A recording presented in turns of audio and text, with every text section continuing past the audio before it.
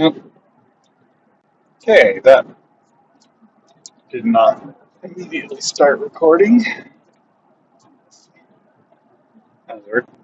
Anyway, good morning. Oh, I'm running a little late today. Oh,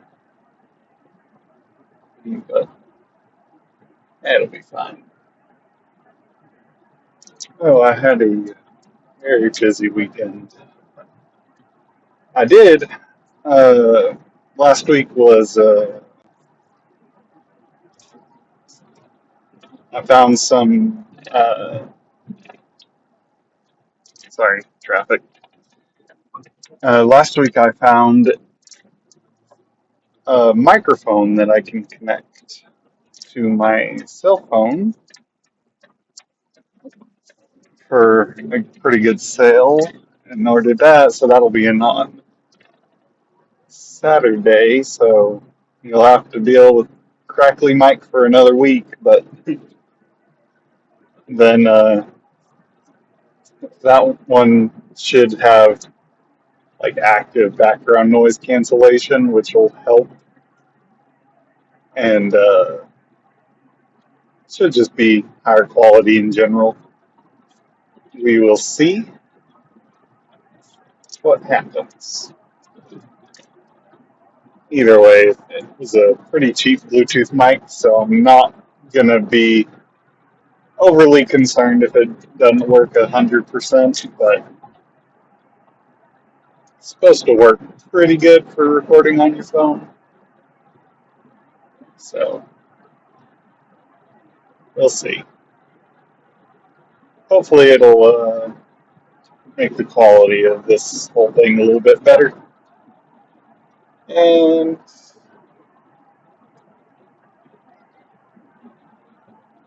I think the coffee just spilled. Oops.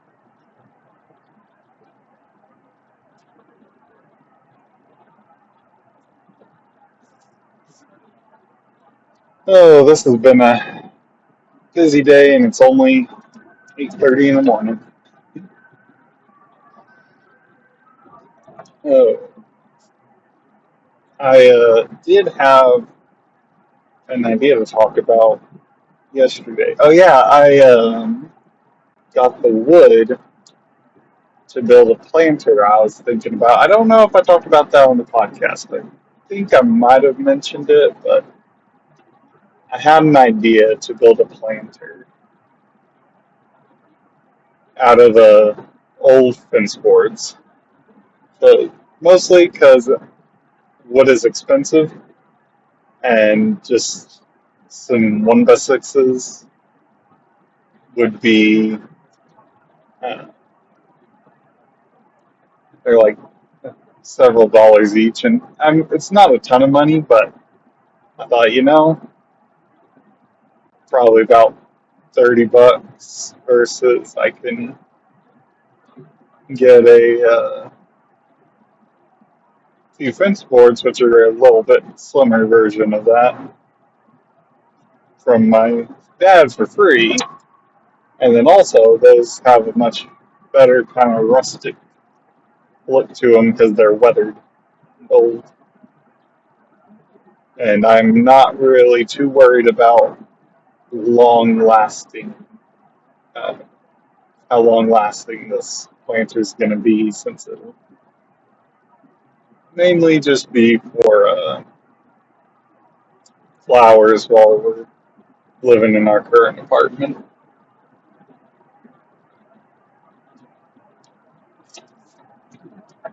Oh, and so, yeah, I have a idea for it. And so yesterday, we were visiting my parents, and I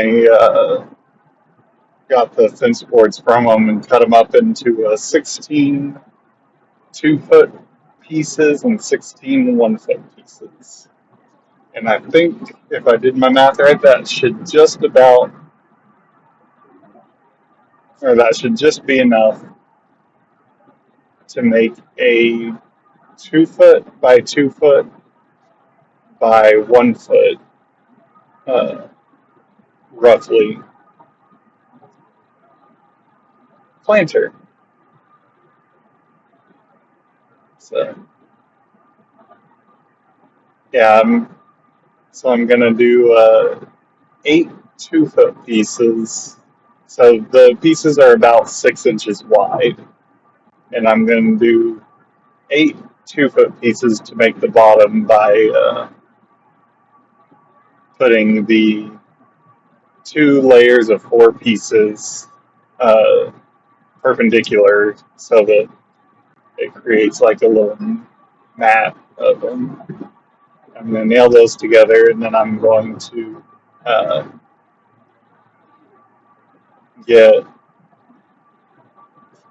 the 1-foot pieces and use those to make the like outside of the box, uh, and then cover those with 2-foot pieces turned sideways. So yeah, 1-foot pieces vertical and then 2-foot pieces turned sideways. Should be 2 each side. So I think that will work out pretty good.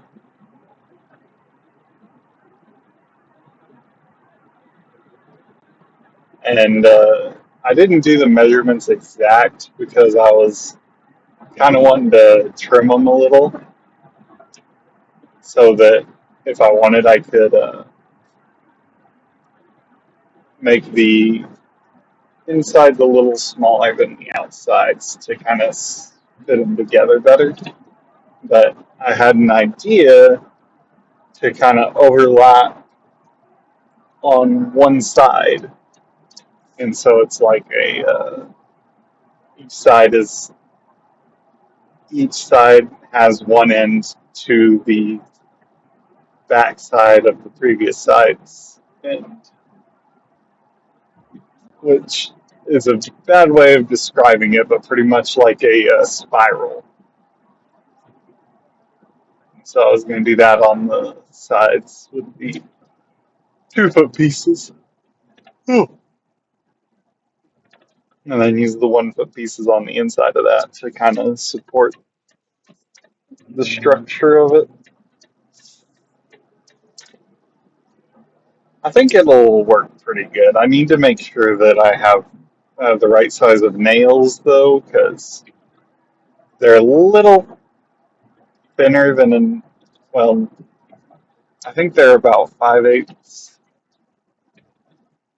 or maybe 3/4 inch thick pieces, and I think I have 2-inch nails. So I need to see if I need to get shorter nails or if these will work. Because I don't want to go digging in my planter and then get stabbed by a nail because I didn't pay attention.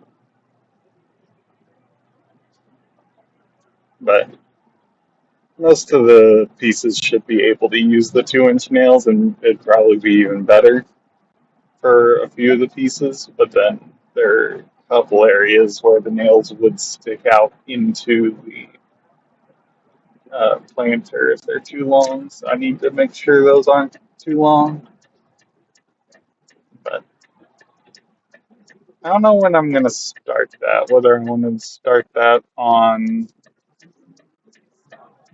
uh, this weekend or maybe sometime this week.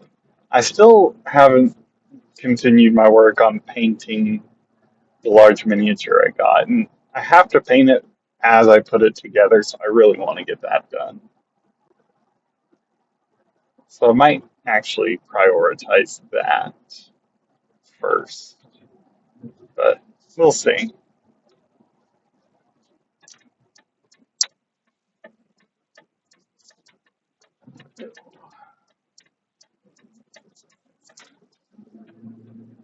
Because I'm not 100% sure uh, what all I want to do next. I have a lot of hobbies, and for some reason I'm getting more, not less. But it'll be fine. All right. I am a little late, but made it to work, so that will be all for now.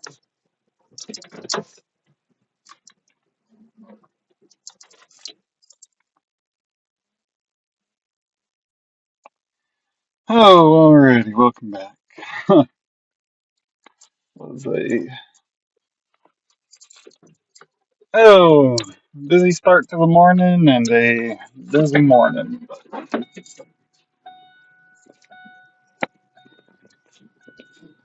Oh,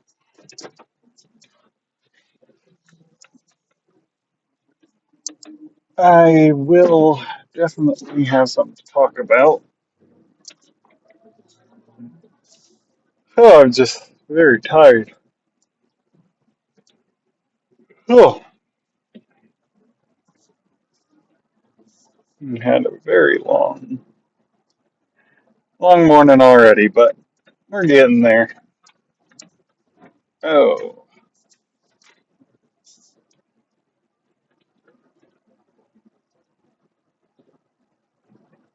oh, you know, earlier I was talking about the planner I was planning on making and all that, but just thinking about that, I've been kind of picking up more hobbies recently, I think is a good way of putting it. But just doing a lot more things. I enjoy it, but I feel like I'm getting busier and busier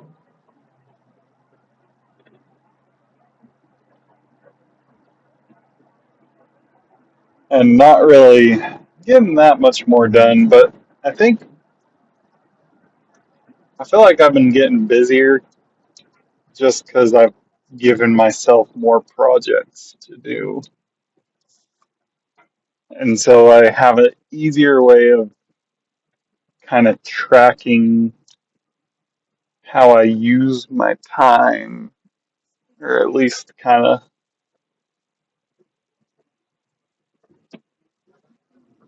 keeping track more or less of different aspects of it. And I do think that it's good that I'm picking up some additional hobbies, but I think I'm gonna have to not have to do away with. So I was gonna say, but more just kind of figure out which hobbies I want to prioritize and kind of work on first because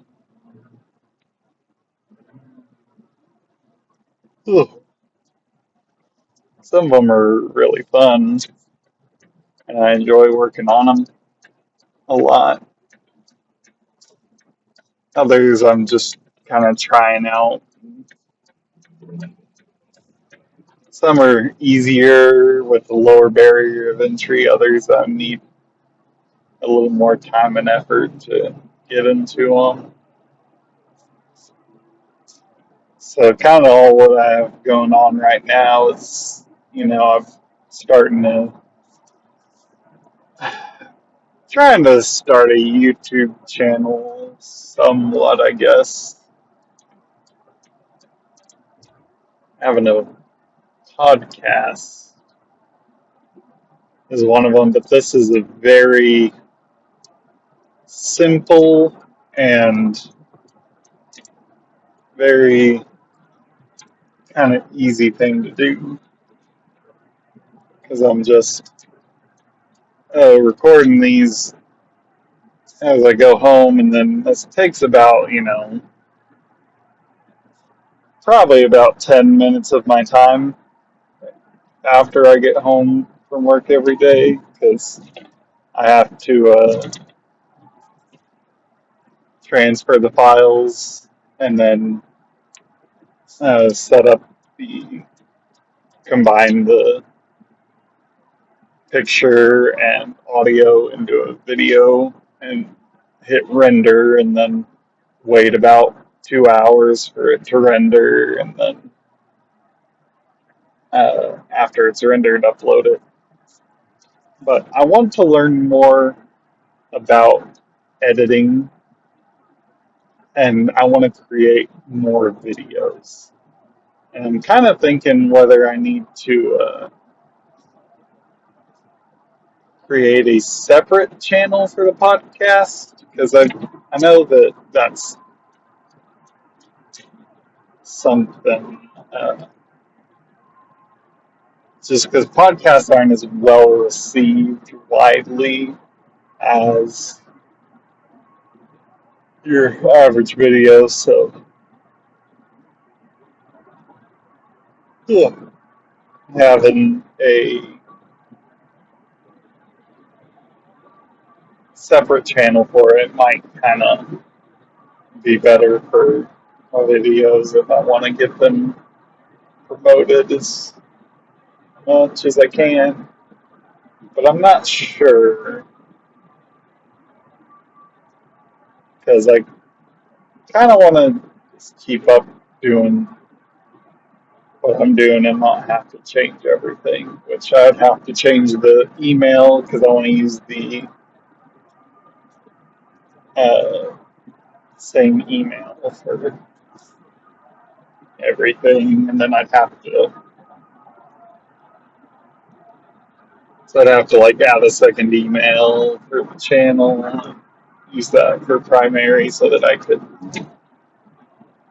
get the existing podcast, move those over, or if I could get the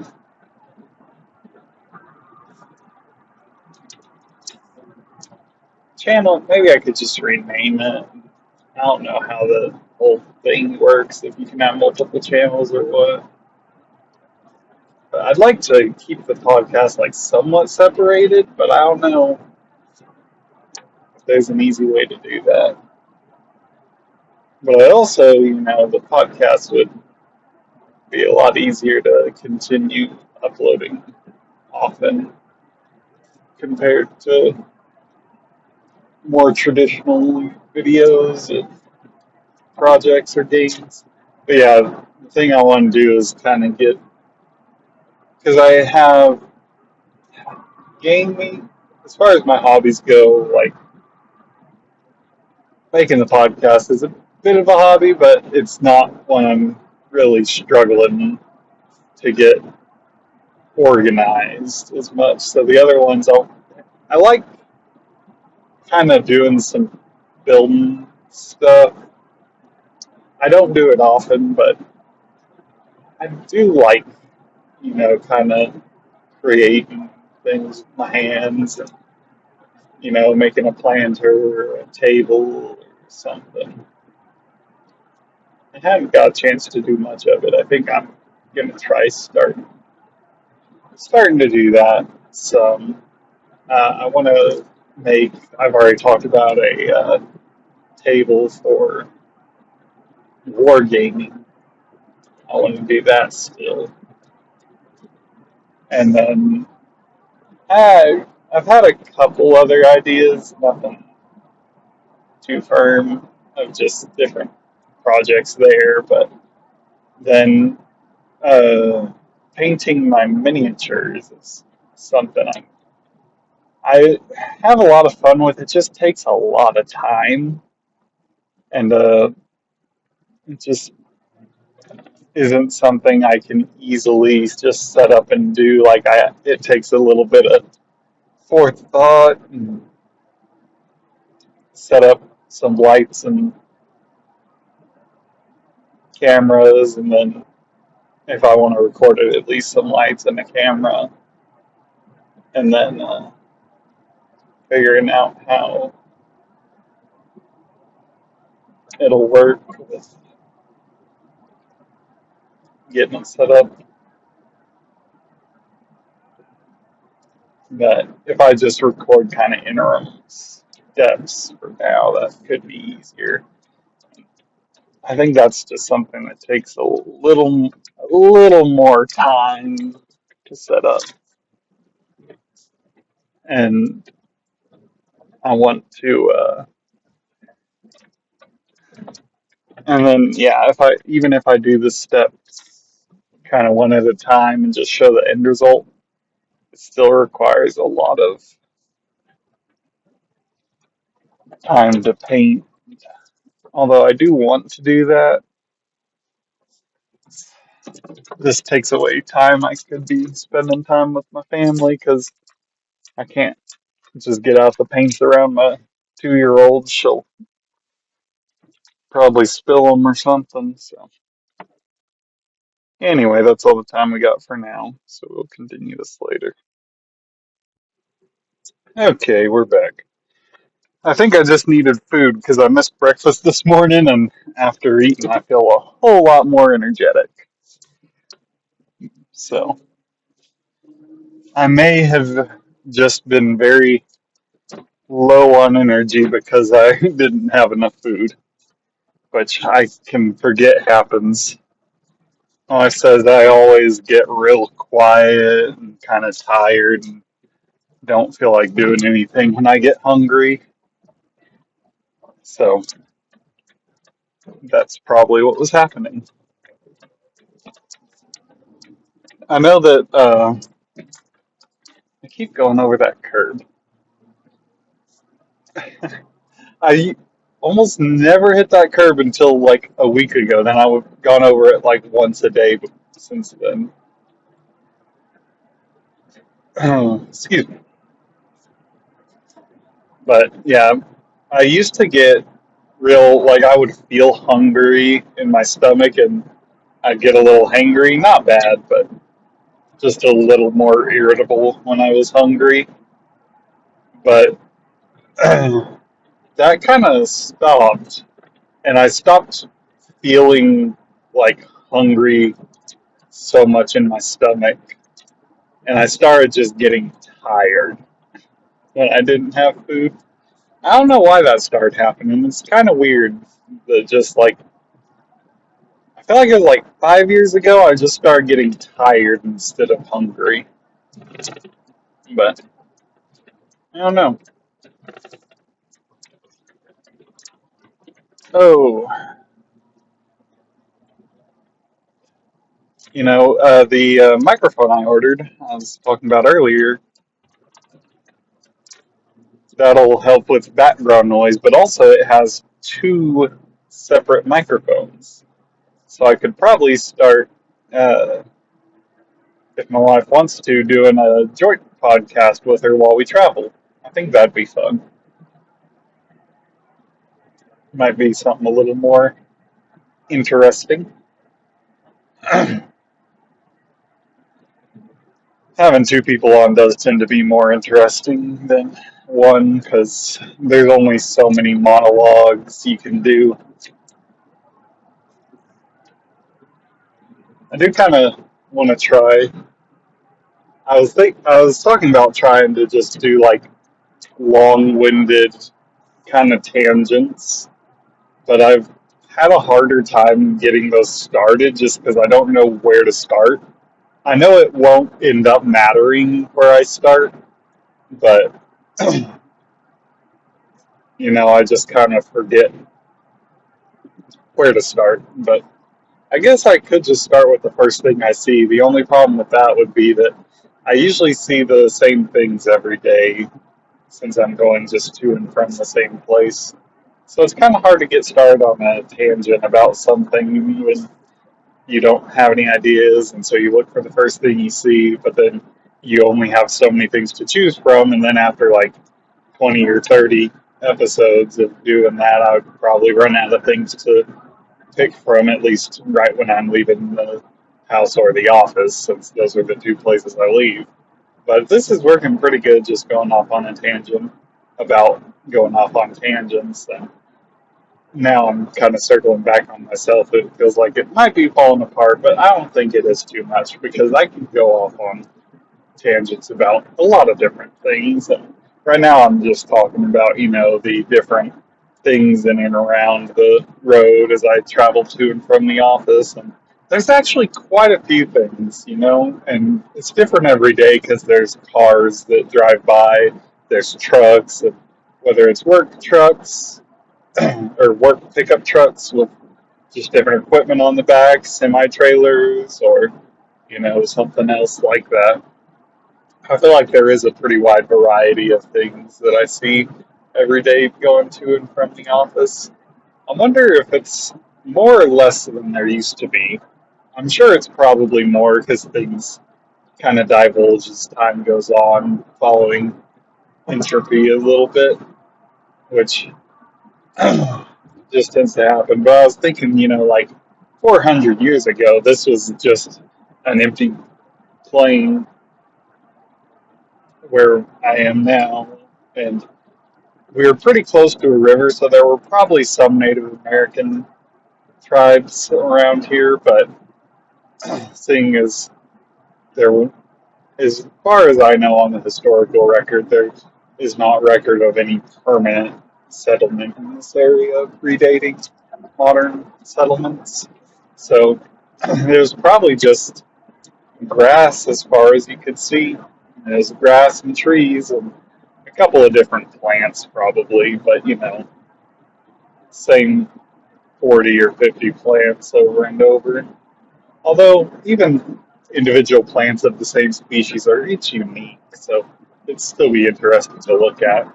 I'd rather look at that than all this stuff that was built up and around, even though it would have been a lot less to look at back then. I prefer the natural landscapes to the city landscape because even though there's a million and one things to see, it feels like it just gets so crowded in my mind that it ends up actually kind of detracting from the beauty of it. And I mean, concrete buildings, no matter how well designed, are always going to pale in comparison to the wonder of creation and God's hand in nature because we just try and imitate it with the things we build. We try and imitate different things we've seen.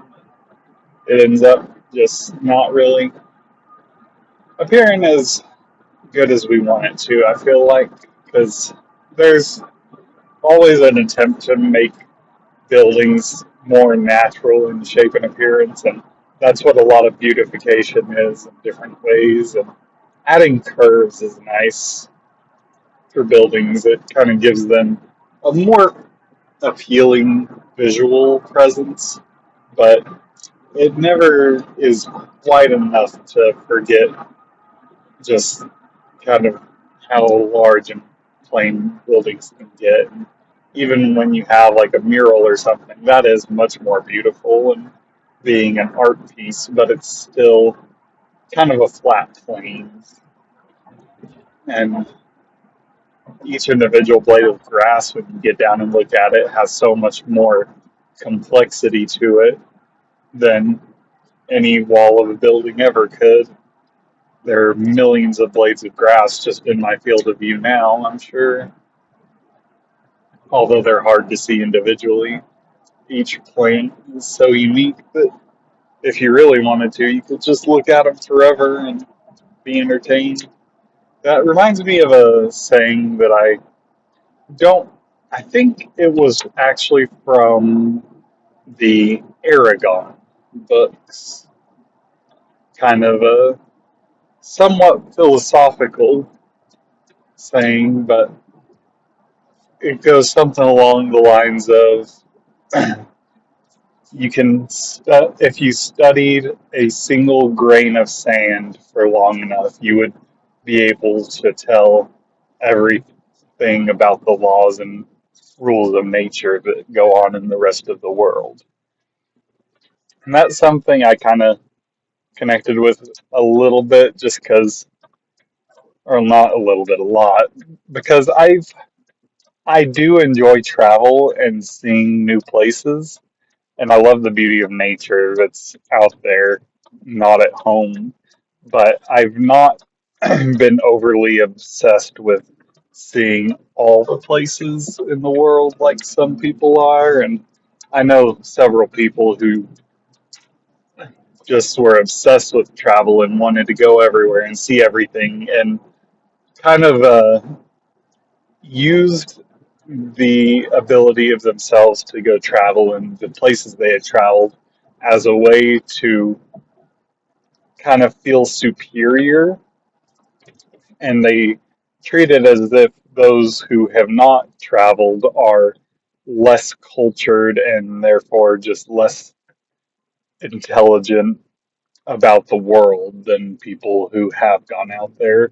And it's portrayed in movies all the time, the small town person who's never left their hometown going and seeing new places and being all out of touch with reality, that kind of thing. But that's really not the case because you can go to every place in the world and still be completely out of touch, or you can spend your entire life without leaving a square mile around your house, but still have the opportunity to learn so much about the world that it's impossible to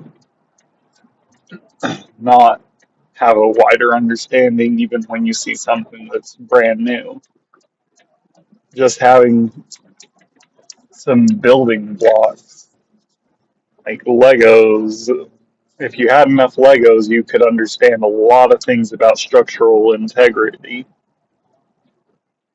if you played with them enough, and like not necessarily enough to design a building, but then if you were in an emergency situation and needed to fashion a makeshift shelter out of a few random items, you could probably do it just because you would know the basics of how things work. And if you had, for example, just some Lincoln logs or some kind of just flat building blocks, you would understand a lot of innate properties about physics. Toy cars can teach you about inertia very well, and there's just so many different ways to learn things without going to school or traveling that you don't need to be out there in order to gain understanding. It's more about paying attention to the world you're in than anything else. Well, that was decent enough tangent. I don't even remember where it started, but it's all the time I have for now. So be back in a little. Oh, welcome back to the fourth and final section of today's podcast. I don't know why I did that weird voice, but oh boy, was it raining just a few minutes ago. It stopped just in time for me to leave, but whew, there was like a really strong downpour for like 30 minutes. And there's a lot of water on the road. So if I get quiet, it's probably because I'm going through water and need to keep from hydroplaning. But oh, yeah, it's really interesting because the city I live in, the ground here just doesn't do well with water in general because it's very dry usually, and just from a combination of factors, the ground does not absorb water very well. And because we have very little rainfall, the city streets were not planned with uh, very large amounts of water in mind. And so a lot of the city streets are only roughly built to transport water away from the middle of the road and into the gutters. It is still reasonably good at transporting the water to the right place, but the drainage just can't quite keep up a lot of times, and there's some sections where it's just not really built quite right, and especially in the older parts of town, there are dips that tend to fill with water and create small, somewhat flooded areas. And so that tends to make it kind of questionable if you're driving right after heavy rain. You want to double check where you're going a lot of times because if you're going into the center of town, especially, there's several sections where you need to be very careful that you don't get your car flooded. But luckily, I don't think there's much of that between my home and work. Although there is a section right up here that has a little bit of a flooding issue. Not too bad, but just like a foot in one section, which is not enough for my truck to really worry about, anyways. But that kind of reminds me, my parents got a Jeep, and I was talking with them about that yesterday when we were visiting them, kind of looking at their Jeep, and we were talking about all the features it had for off-roading, and I was thinking, that sounds like a lot of fun. I've thought about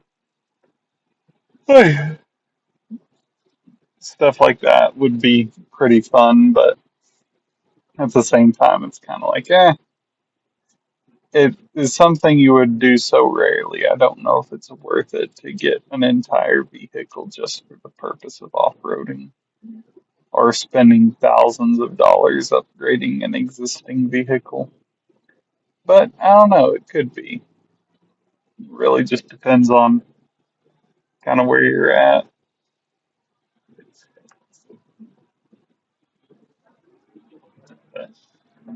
It certainly comes in useful times like this.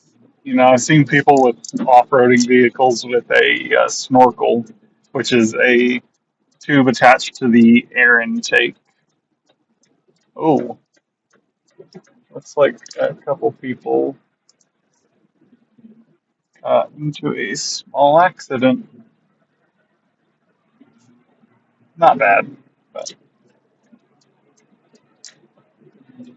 looks like it was just minor. They're walking around fine. Oh, there's a lot of accidents on the roads around here. Uh, it's just the busiest part of town, I think, is all that happens. It's the busiest part of town is bound to have the most accidents. And when you have several thousand cars every minute driving on these roads, it's bound to happen somewhere along here. Although the past week I've seen more than usual, but it has been very wet and rainy. So that is probably playing some factor into it because it's distracting people in addition to making it more difficult to drive. So, and it's definitely worth being careful. So I'm gonna just kind of talk a little bit to myself and not worry about what I'm saying right now because it's traffic on the road and slowing down. Okay. Oh, the off ramp also has water all over it. Oh, yeah, I don't mean to just talk about nothing but the traffic on this podcast, but I mean, it's kind of hard not to sometimes.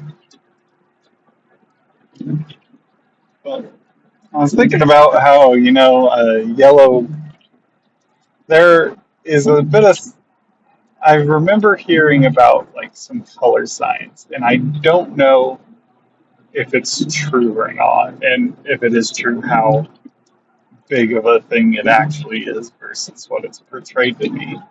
But I remember hearing that the color of something, like certain colors, tend to have faster recognition by the eye. And it was supposedly like yellow is actually a faster recognized color by the eye. And I don't know how true that is, but a lot of hazard things are done in yellow, I think regardless of whether it's actually recognized faster or not, because that may just be an urban myth, I do think it does stick out more. And uh, I think it's just because it's a very, the thing is, it's a pretty normal color in nature, yellow. Like, we think of it as not being as common, but it really is uh, pretty common. Like, a lot of flowers have yellow centers, and bees are yellow, and the grass kind of turns yellowy, and the green fades after it dries out. But I guess that's more of a tan color.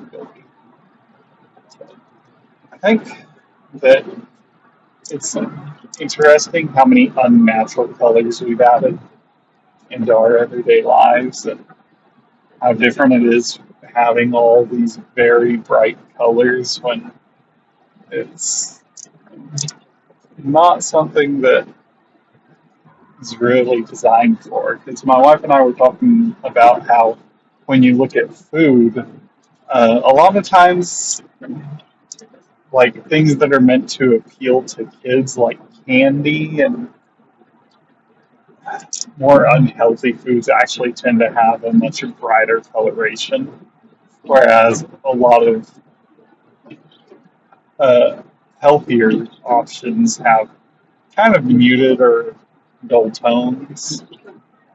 Not always, but a lot of the time, healthier options also kind of let you see the food, and the food itself is duller in color, whereas kind of more processed and less healthy options tend to be full of artificial dyes, which create those bright colors. But food is not naturally very bright colored, and even like meat is packaged with nitrogen, I think it is. But essentially, meat is packaged with different gases in it that are not harmful at all and are naturally part of the air, but are specifically deoxygenated so that the meat appears more red and uh, more appealing to the eye when you buy it in the store.